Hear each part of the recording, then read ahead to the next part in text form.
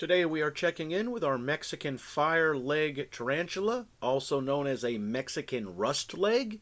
Don't confuse this tarantula with the Mexican redknee. Very similar tarantula, but if you look at their legs, very different tarantula. We have had both.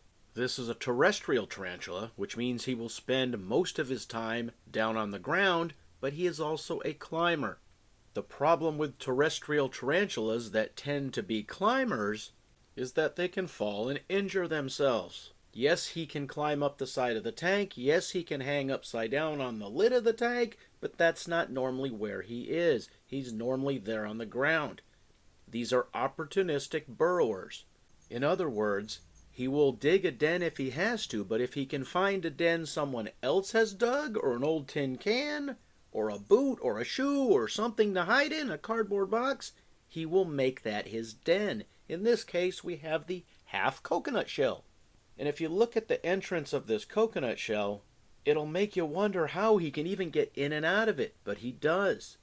Much like our curly hair tarantula, who's also an opportunistic burrower, who also lives in a coconut shell like this, he will push the substrate right up to the door, sometimes completely blocking it when he's inside, and then he will crawl out. He will dig his way in and out. You know, they're diggers. That's what they do. They are burrowers. They will dig if they have to, but they're also lazy. So if they find something already made or dug, then yeah, they're going to live there. This is not one of the most active tarantulas we have, but he is often out and about. He will only hide if he is frightened, I guess, or if he's about to molt. He has molted several times. Now, with that said, although he is out much of the day, he's not very active. He stands around or lays around. He's kind of lazy. And then he can pounce. And he can pounce very quickly. He can be fast when he wants to be.